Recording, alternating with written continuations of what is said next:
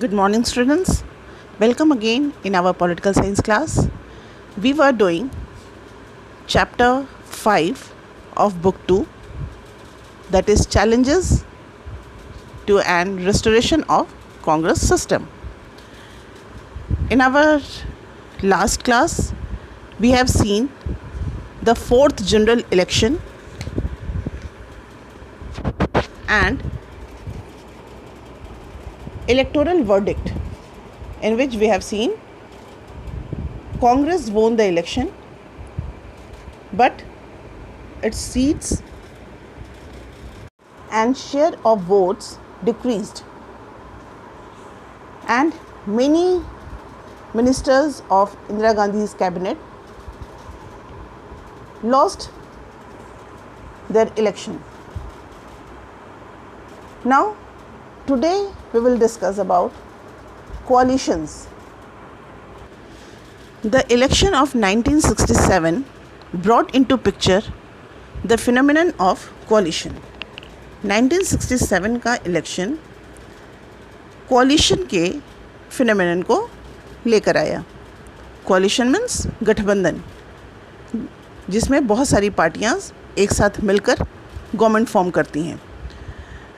Since no single party had got majority, various non-Congress parties came together to form joint legislative parties called Sanyukt Vidhayak Dal that supported non-Congress government. 1967 के election में क्योंकि किसी भी party को majority नहीं मिली थी, कांग्रेस सबसे बड़ी पार्टी थी, लेकिन मेजॉरिटी किसी को नहीं मिली, तो अपोजिशन के जितने भी पार्टीज़ थीं उन लोगों ने कांग्रेस के अगेंस्ट एक कोलिशन बनाया और उसका नाम संयुक्त विधायक दल रखा. That is why these government came to be describe the SVD governments. और इसलिए क्योंकि ये कांग्रेस के अगेंस्ट एक कोलिशन था, that's why they are called SVD government, means Sanyukt Vidhayak Dal government. In most of these cases, the coalition partners were ideologically incongruent. In most of the cases of coalition, generally, the coalition partners are ideologically different. Different ideology वाली parties मिलकर coalition बना लेती हैं. The SVD government in Bihar, for example, included the two socialist party, SSP and PSP. Bihar की जो SVD government थी उसमें socialist party, दो सोशलिस्ट पार्टी.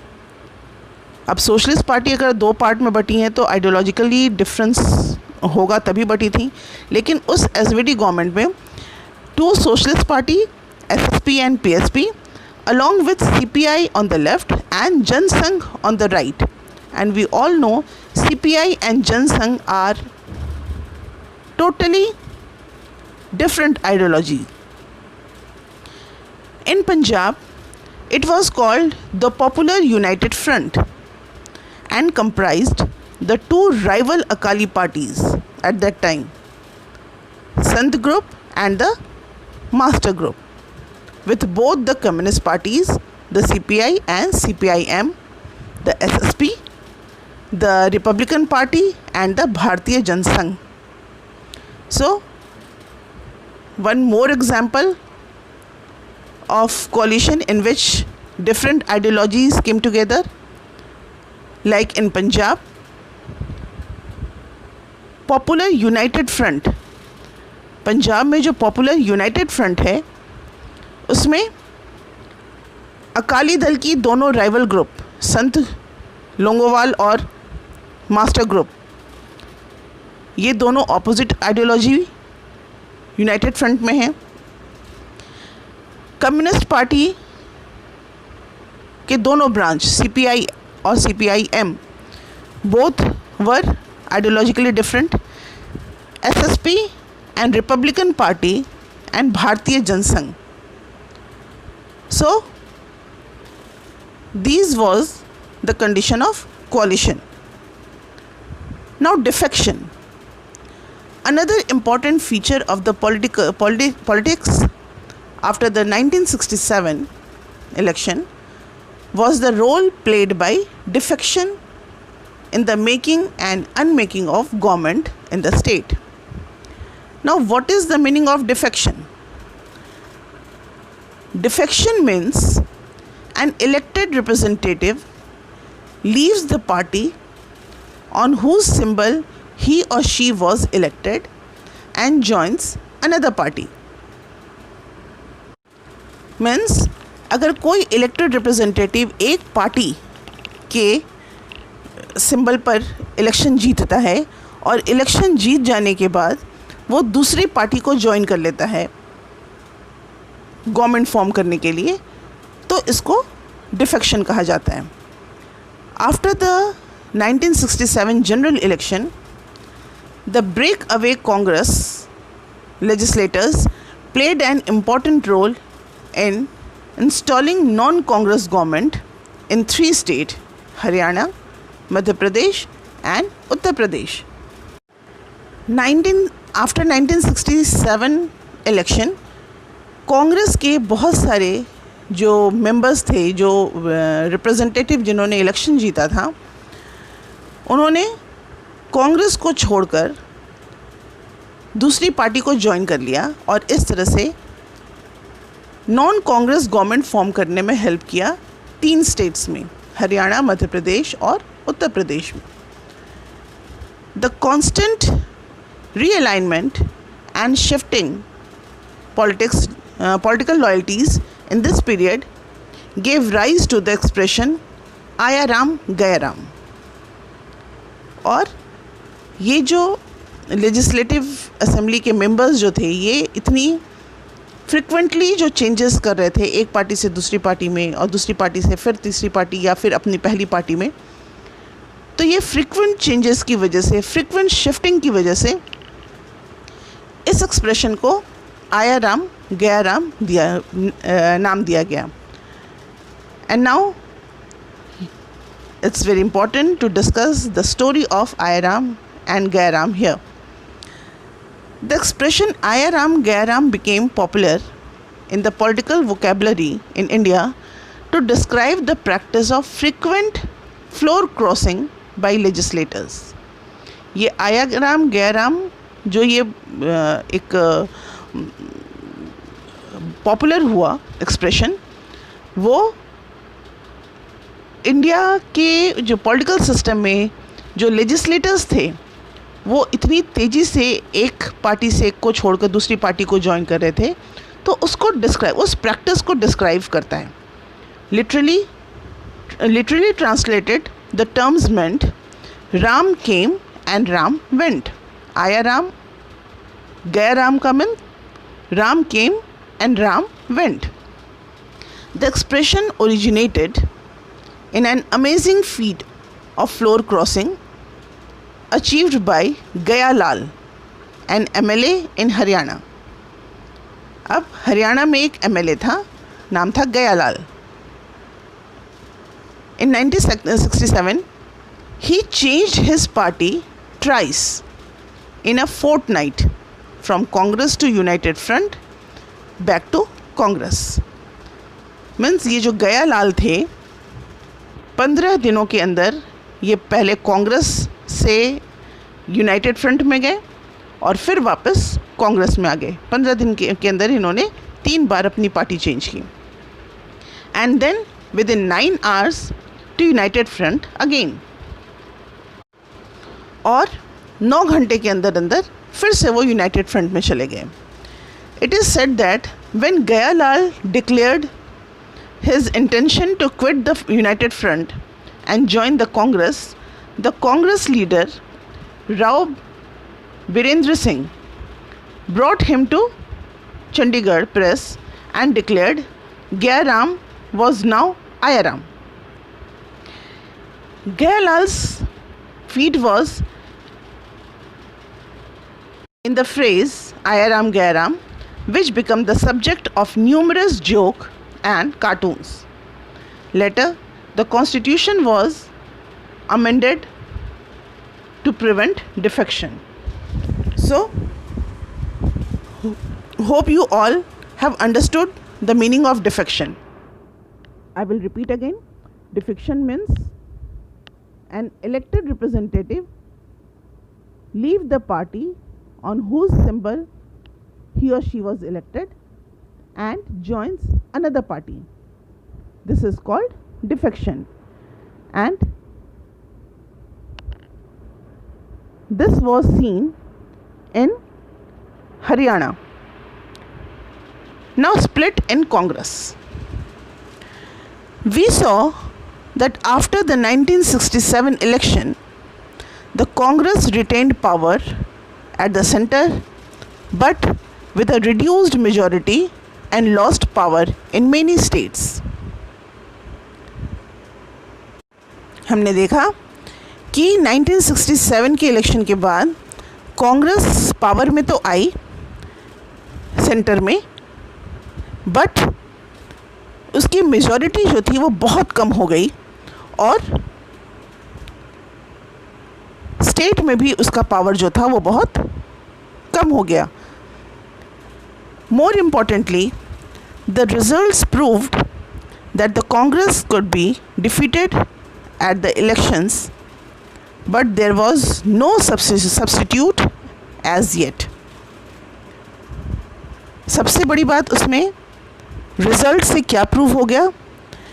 ये तो प्रूव हो गया कि कांग्रेस को हराया जा सकता है, लेकिन उसका सब्स्टिट्यूट क्या होगा, उसकी जगह कोई नहीं ले सकता, ये भी प्रूव हुआ. Most non-Congress coalition government in the state did not survive for long.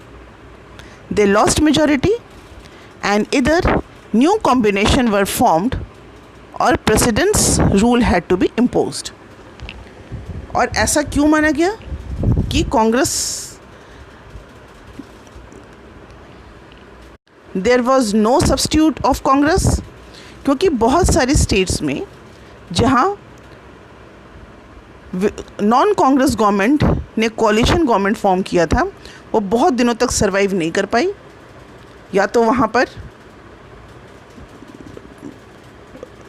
Combination change हो गया या फिर प्रेसिडेंट रूल को इम्पोज करना पड़ा. Now we will discuss Indira versus the syndicates. The real challenge to Indira Gandhi came not from the opposition but from within her own party.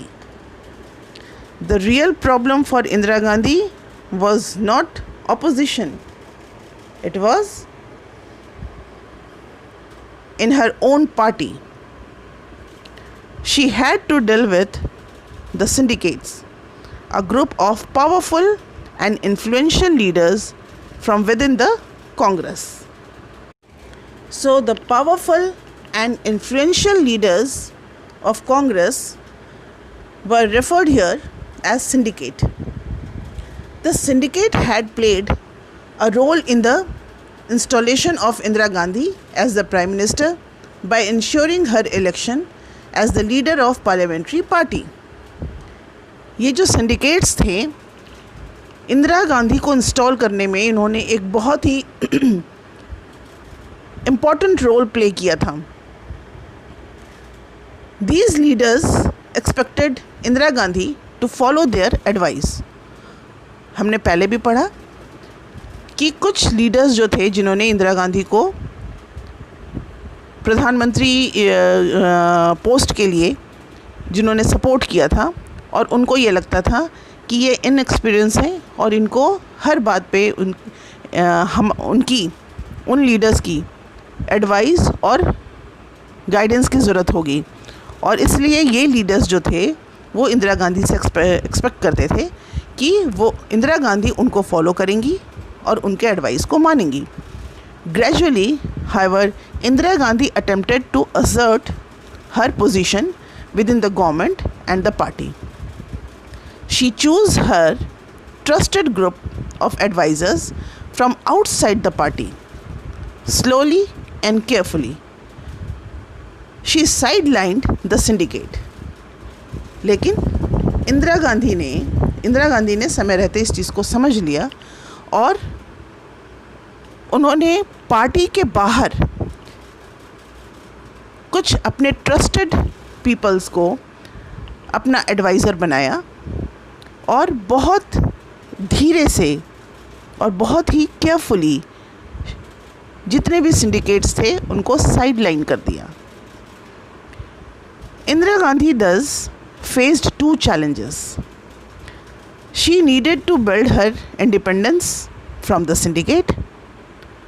She also needed to work towards regaining the ground that Congress had lost in the 1967 elections. अब इंदिरा गांधी के सामने दो main challenges थे। First challenge था कि उनको अपना independence बनाए रखना था। जैसे उन्होंने धीरे से सिंडिकेट्स को साइडलाइन कर दिया, तो उनको अपना ये इंडिपेंडेंस पार्टी के अंदर बनाए रखना था। और दूसरा, कांग्रेस की जो पोजीशन 1967 के इलेक्शन के पहले थी, कांग्रेस जितनी पावरफुल थी, जितने मेजॉरिटी वोट मिलते थे, उसको फिर से उस पोजीशन को रीगेन करना इंदिरा गांधी के लिए बहुत बड़ा चैलेंज था। ये दो चैलेंज था इंदिरा गांधी को फेस करना था। Indira Gandhi adopted a very bold strategy. She converted a simple power struggle into an ideological struggle. और इंदिरा गांधी ने एक बहुत ही बोल्ड स्ट्रेटजी अडॉप्ट किया। उन्होंने एक सिंपल पावर स्ट्रगल को एक आइडियोलॉजिकल स्ट्रगल में चेंज कर दिया। It's very important, keep in mind that Indira Gandhi adopted very bold strategy and she converted a simple power struggle into an ideological struggle.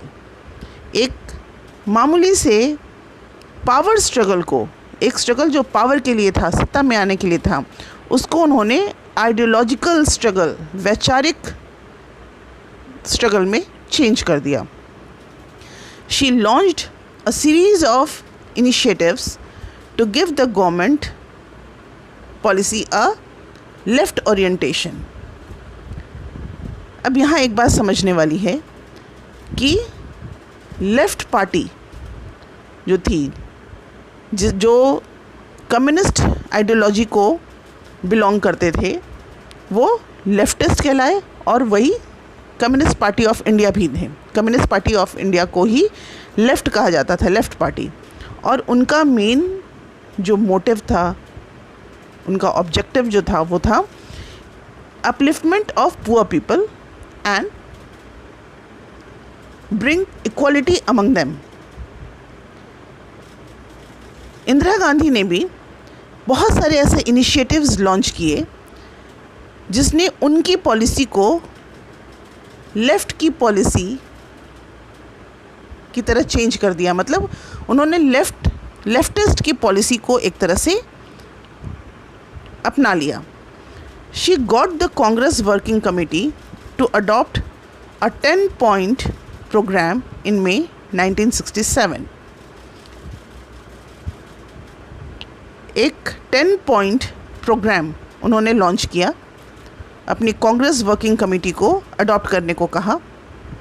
This programme included social control of banks, nationalization of general insurance, ceiling on urban property and income, public distribution of food grains, land reforms, and provision of house sites to the rural poor. अब क्या हुआ, main opposition party जो इंदिरा गांधी को किन मुद्दों पर oppose करती थी,